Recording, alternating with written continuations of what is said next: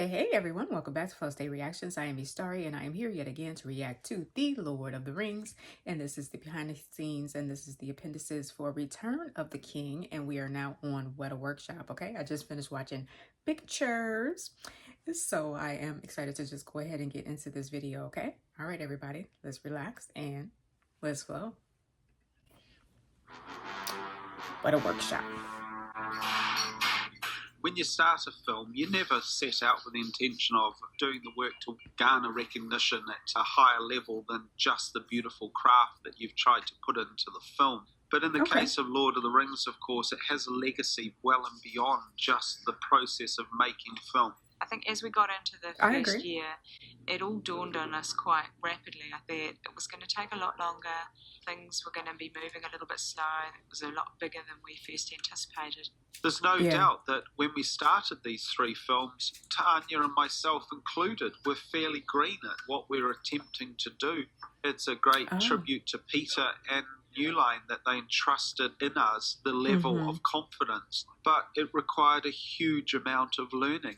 We'd never made armies of soldiers. We'd never produced hundreds, if not thousands, of weapons, designing creatures, making prosthetics in mass numbers. But of course, all of it is relative to the group that you gather around you. These guys just went, beyond the pale in terms of really delivering a high level of artistry to Pete, as well as a high level of enthusiasm and love for the project. Yeah. Everything was designed down to the very most minutest of details. I mean, belt buckles and arrowheads and, you name it. It's one of the Look at the skulls.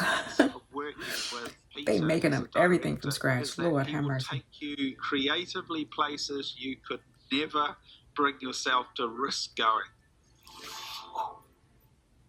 Yeah, that's true. We appreciated that through the length of the three films there would be significant battles.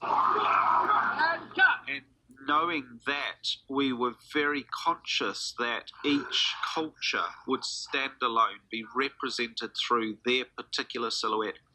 Gondor was an interesting culture to develop because Gondor was once a mighty nation. It ranged across huge lands. But that is long Illustrations, past, of course. and now it's a kingless state. By the Third Age, they've fallen from grace, and they're not the power that they once were. Their armour and their weapons have become more representative of a ceremonial process as opposed to just strict warfaring, as, say, we see in the Rohan. So I know personally, when I was thinking about how you can tell that story in the armour, I was looking at romantic era stuff for shapes and suggestions that the culture is looking back rather than looking forward. This is the basic how you tell the story in the armor. They carry quite an elaborate full-plate suit of armour. And because the state is now ruled by a steward instead of a king, the tree leaves are falling from the tree of Gondor. Remember how difficult it was, how long we spent trying to make the greaves the proper shape so that basically anyone could wear them. And that they still have that elegance of shape that you have to achieve when you're making X number of suits for X number of extras who are all slightly different in size. It's very hard because you cannot indulge in the finer elements that make armor look real. Oh, I see. Interesting. It has to fit. It's like wearing a three-piece suit, but it's made of iron. So if it's not quite right, then, you can't sort of... You had to tailor it to each person? Those guys who actually did wear all of that sort of stuff, and you just think, God, who invented it? Okay. Good luck to them. Right. Do you have Michelin here? I felt like the stay-puffed monster on top of a horse. Faramir carries a similar armour, the multi-laned leg coverings built in hard coat so that the actor can comfortably wear it. Tolkien describes them as having seagulls' wings on their helmets. But the progression of this culture over the next 1,000 years take us to this. The helmet has become a single bowl, hand-beaten out of plate steel. The seabird's wings now are embossed out from the inside surface, making for a more efficient piece of armour. Now, going to the total extreme is the Court of the Fountain Guard. They carry these large seabird wing motif up the side of their helmet, very much the crest of their position. Oh, they sort of a remnant left over when the kings ruled Gondor. They don't answer to the steward, and they protect the courtyard and the white tree. Aren't those winged helmets such an annoying idea? I mean, it's one of the few things, I think, in Middle-earth that is kind of at odds with this overall absolutely beautiful aesthetic. We were trying to figure out ways to do it and make it work, make it look ancient and beautiful and graceful, but we couldn't quite nail it. It's a little bit tricky because you immediately think of Vikings. You shouldn't even be thinking of Vikings because Vikings never had wings on their helmets. That would have been heartbreaking to see all these Gondorians. Not to me. I don't know.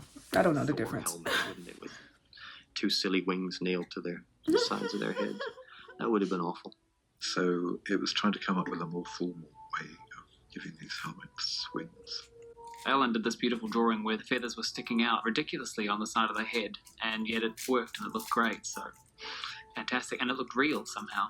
I particularly like these helmets. They're as crazy as our own cultures created the ceremony that's so tied in with war. And then you've got I just accepted what they gave me. I didn't even consider it to be silly. Then we come to the helmet. Not my favourite. Sorry, people of Weta. The initial rendering of Billy's helmet was hilarious because it was the Gondorian helmet with the silver kind of nipple at the top, but then it had black feathers on either side. Completely out like that. And I honestly thought I was on some sort of candid camera. The helmet was like this big. It looked like, like something that Cher might wear to the Academy Awards. But there was another helmet. And even Ian didn't like it because when he's holding on to the front of his horse, he's got this helmet up to about here. This pointed helmet. Oh, yeah, that's... Get out. Yeah. Down to the lower level! Quick! Double up, man! So, you'll notice in the movie, I ripped that helmet off quite a lot. Because it's truthful for the scene. Pete likes armor, and I remember that for the Black Gate, he wanted me to be all armored up for that, and I said, because of the way he's set up as a ranger, that transition, it wouldn't seem right to suddenly be all like a tank. You know what I mean? It just didn't feel right. And the other thing is, I knew I was going to have to be running around on the ground and fighting people and stuff, and I said, it's much better, and it's more in keeping with everyone's style to go helmetless and no gloves. It was quite heated for a little while there. Really? Which way to go? What was wanted was a look for him to say, I'm not the king yet, but I'm stepping up to lead this army, and I really have cast off the last remnants. I hadn't even considered the fact that he didn't have a helmet on. To go to a leather everything moves so fast that he should have had a helmet on, though. Once again, like Faramir, we now that you mention it, the White Tree of Gondor, but in this instance, it was embroidered, and this was added a little extra.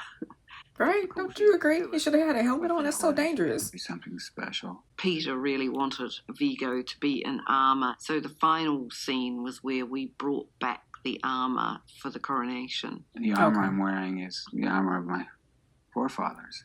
Old armour that I think you see in the prologue.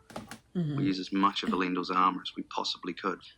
Quite elaborate, but quite ceremonial, carrying the stars of Gondor, the bird's wings, the carefully engraved motifs. Once again, all originally made out of plate steel.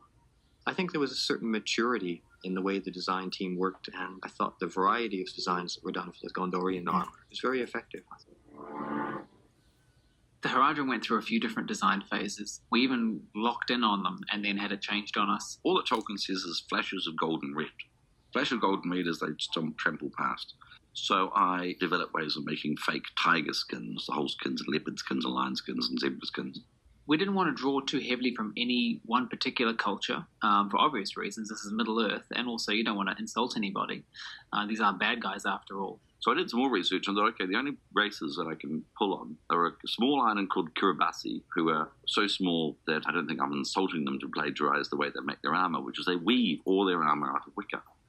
And then I added that to the Aztecs. So what we ended up with the Haradrim was a culture that I think is far more unique and far less recognizable. Their technology is very much one from fighting from the back of a large creature, as, say, the way that real elephants are used in our world. They mostly use spears and bows. So once again, the gold motif with little tiny Aztec illustrations of characters in battle running around the bottom of them. Also, you see some Haradrim who are driving the elephants, and we thought we'd have a bit of fun with these guys. So we went to town with them with body painting, scarification, tattooing. The joy of something like this is that you actually invent this. Very interesting. I mean, make this stuff. You know, you don't just go, oh, they're Harad, there you go. The way to make them special and fantastic is to actually come up with an entire culture to back up any questions about them. Oh, yeah. Okay. So you can come up with a whole entire culture around these characters. Very interesting. In the case of the Orcs, it was an interesting journey with these characters because in film 1 and film 2, we played them as much more of a sort of a rabble, this sort of schoolyard bully, the rats of the battlefield. Yeah. They have clad themselves in armour that they've scrounged and picked up off the corpses of their enemies. The Orcs were one of the big problems of Return of the King, partly because we created a reasonably formidable force of opposition for the Helm's Deep sequence. And the very first cut that we ever saw of Return of the King, it was one of the weakest things in the movie with the Orcs. I just think that ape-like thing looks, I just don't like the look of it. It looks just a little... It looks a little like people are trying too hard to look like apes. They'd unfortunately been trained, the extras and stunt people have been trained to walk in this bow-legged monkey walk, which I called the full diaper walk because it looked like, but they just looked like kids with full diapers basically, the way that they were trotting around, and they were anything but scary. So he came to us and said, look, I realise now... They were anything but scary. The Orcs now need to take on a more intimidating and focused perspective. Okay, fierce. In fact, we even need characters within the armies of the Orcs that become the antagonists that I can focus on and separate out from the masses. The brief on the new Orcs was kind of uber Orcs. These were actually Sauron's Orcs. It was really the idea of they're not a new breed, but they are the best Orcs, and they've lived and been trained in more. Jesus, look at these faces. And basically what we did is we had literally hundreds and hundreds of photos and drawings of all of the orc makeups, and he wanted to see them all. So what we did is we got them all, stuck them on this huge board, and we put numbers by them all. That's not physically possible, sorry. But maybe we change that a bit, and you could actually cobble together other people's cool ideas. That's our favourite one there. The Orcs are all going to have individualised helmets and armour.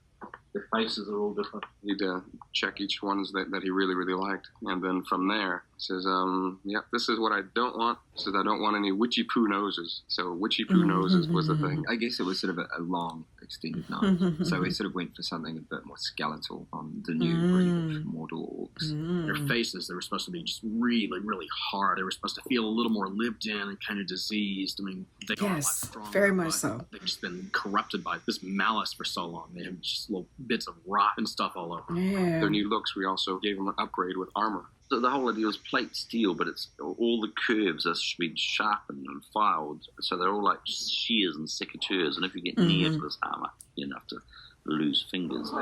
Right. And it looked like that. We had Sauron in his tower and we had the Witch King, but we had nobody on the battlefield sort of telling the Orcs what to do. And so we created a character who was only referenced by name once or twice in the book, and that's the character of Gothmog, played by Lawrence McCrory. First question was, what is a Gothmog? What is it? Oh, no one's told you yet? Oh, no. He's actually an orc. I want an orc. In the first movie, I played an Uruk-hai. They stand tall. Orcs were the little ones. I mean, how am I going to play an orc when I'm 6'4"? We picked Lawrence because he had played Lurtz in the Fellowship of the Ring, and he'd done such a great job about projecting all this energy and aggression through this thick rubber prosthetic. That is so tall. Yeah, he's like, how am I going to do that? I'm 6'4". I thought, well, the great thing with prosthetics is you can design a completely different face. Yeah. And still stick it on the same guy, and you're never going to recognise him. Yeah. Bill Hunt beautifully sculpted Gothmog. I put just a spot of rot on the side of his nose, in addition to some of the callus stuff that we were doing on some of the others. And I was afraid that the rot was going to be a bit much. I looked at that and I thought, God, we should use this, but go way, way beyond this. In fact, we should do a John Merrick. He basically said, a bit more like the Elephant Man. I was like, so like take it in, a bit more in here, and he grabs like a big chunk of plastic and he starts packing it on. It's like, okay. We always like to think these days that we can preempt Pete's excesses to a certain degree, but sure enough, when Pete comes in for his design meetings, he's there with the big chunks of plastic, pushing it on and he's pushing like it more around, and heat gun and squashing it. He goes off to him. Peter has a really strong vision. He's going to say, all right, that's too far, now pull it back. You know what I mean? And, really strong creative vision to be involved in all of these different parts of the movie. And call it done. And to really have a very defined way that he wants it to look and to be done, even to the orcs. He'd sleep very in the interesting. chair and he'd have hours of makeup done. I don't know how you fall asleep though. Because you get to arrive on set at 4 a.m. and then sit inside all this latex. Oh, why are you smoking, sir? I'm sound asleep in a wheelbarrow, all hanging over the edges of this wheelbarrow. Wheelbarrow? Why? Oh, because he can't mess that stuff up. We'd either wake him up or drag him out of the breakfast tent or wherever he'd wandered off to. He's like, okay. That way? Which way? Seen them often, you wouldn't unbreathe. He's fantastic. He looks really great. In the film, he comes riding in on his ward. Just looks like a John Wayne kind of character. Comes riding in on his horse. He's just turned out to be a really cool character, and he's featured in the film quite a bit. What was it? Another decision we made was to redesign the Witch King. Which when I say redesign the Witch King was really his helmet. Well, it was just looked a little bit too similar to Sauron. Even people who'd worked on the films who hadn't read the book, when they saw footage, thought, does Sauron show up at the battle, doesn't he? What we came to realise was that in some way we needed to pay design homage back to the wraiths on the horses. I remember Pete saying that he wanted to have a big tall spike that got bigger and bigger and bigger. He wanted the whole face to feel quite long and, in a sense, resemble the Black Riders. He wanted you to think that underneath that helmet was the hood as well. I like the spikes. Spikes somehow evoke the crown of thorns. I don't know what that means, but it kind of has this ring of spikes. And he just, I think the helmet design is really cool, actually, and I'm glad that he did it. And it gives him his own specific character. This is the character I was thinking of when they said that Sauron appeared on the battlefield in physical form, and I was like, that wasn't Sauron though. Like, who? Wait, trying to piece it together. It's one that they built, and I just said it's okay, so it was but the we Witch need to make it bigger. Okay, so we made it bigger, and Pete came back and said, "No, I need it bigger again." So we made it bigger. And everybody's going, oh my God, this thing's getting huge. It's totally impractical now. You need a big ring. Well, it went from impractical to ridiculous. I mean, this thing was huge. Okay. And I'm like, hey guys, I'm embarrassed to take this on set. I'm going to get laughed off set. This is so ridiculously large. It's outrageous. And so I sort of hid it under my jacket as I walked through all the armor techs onto set so I didn't get a ribbing. And I went up to Pete and I said, look, Pete, this is what we've come up with for the Witch King. Pete gets it. He's flaying it like this. He gets one swing, and then the hand. Look at the fake horses.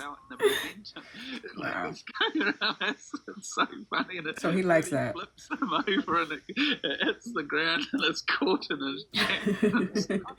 You don't think the head's just a little bit too excessive, do you? And he goes, well, I was actually thinking it's about 50% too small. And I'm like, oh, no, please. Are you kidding? It ended up being this enormous cast iron spiked thing. Some people call it a mace, some people call it a morning star. Oh, God. Either way, I ended up calling it damned heavy. Right. It was okay. Heavy. I'm trying to tell It ended up being so large that you actually couldn't pick it up. Right. And so I'm lying on my back and I'm lifting it up. How is he supposed to maneuver this Once thing? Again, Faith and Pete, when you finally see it in the movie, it is ludicrously large, but it works because it's ludicrously large. I mean, you see that thing and you see the look on Eowyn's face when she sees it. Yeah. She's terrified. I don't think it jars anyone out of the moment. I don't think it stops people to think, oh, that's a little daft. I think they just accept it as a piece of Peter Jackson's storytelling. I didn't, yeah. It didn't seem silly at all. It didn't seem inappropriate. It seemed very appropriate, actually. Okay, you guys, I'm going to go ahead and stop the editing for this particular video right here, and we will continue on with Weta Workshop Part 2 next week. Thank you so much for joining me. I was really enjoying myself. I actually feel like I didn't react that much in this video. I had to cut out a lot of like the parts where they were giving me so much information just about like the orcs and the uniforms and the helmets and the culture, that like the tribe of people that they had to create, and they had to create a culture around them. Like I was just sitting there just watching, you know what I mean? Like I wasn't really reacting. I was just kind of like engrossed in everything, just taking it all in. You know, because there's just so much new information being thrown at me. So, yeah, I had wound up cutting a lot of that out so you guys wouldn't just see me just staring at the screen. But there's still a lot of parts of me just staring at the screen. But what can you do? You know, it was a lot of information. I want to be clear on the fact, at one point I mentioned that when they showed the Witch King in this video, that reminded me of the previous video where they were talking about Sauron, the physical manifestation of Sauron appearing in battle against Strider and Aragorn, and but they didn't actually do that. But while they were saying that in that video, I was sitting there thinking about the Witch King scene with Eowyn, and I was like trying to piece it all together. And so you know, that's why I would appreciate it if they actually let us know ahead of time that certain scenes that didn't make it into the film, if they just start with that, it would make it a lot easier than me trying to figure out, you know, trying to piece it all together. But I'm sure they figured that if you're watching the appendices, you would know the movies, you know, backwards and forwards. So, you know, they didn't really consider that. But anyway, you know, I really enjoyed learning more about Peter and, you know, his over-the-top directing. My goodness, this man, I am telling you, it's like every video, they're just revealing more and more and more about his personality. Because what in the world? He's in there telling them how he wants the orcs to look. Are you serious? Like, and he made it like over the top. He, you know, at this point, the people who are working with Peter, they kind of like brace themselves for, you know, the impossible feats that he wants them to achieve. And so I just thought that was interesting. You know, he did that with the orcs and also with the, what is the thing called? What is it called? Well, the other guy, the one guy said that he called it damn heavy, but that huge thing that he was twirling around, you know, for Peter to make it that large, is just hilarious to me. But in the movie, it felt fitting. Like it didn't, you know, it didn't seem silly. It didn't seem ridiculous. It felt right, actually. So good for him on that. I mean, I mentioned that Peter's vision is sharp and is clear, and he knows what he wants, and he, you know, and he lets everyone else in on it. And it's just like, this is what I want. This is how I want it to look on every single thing. So it's just remarkable to me that we are literally watching Peter's imagination come to life. You know, I'm sure he collabed with a lot of people on certain parts, but a lot of it, even the details, came from Peter.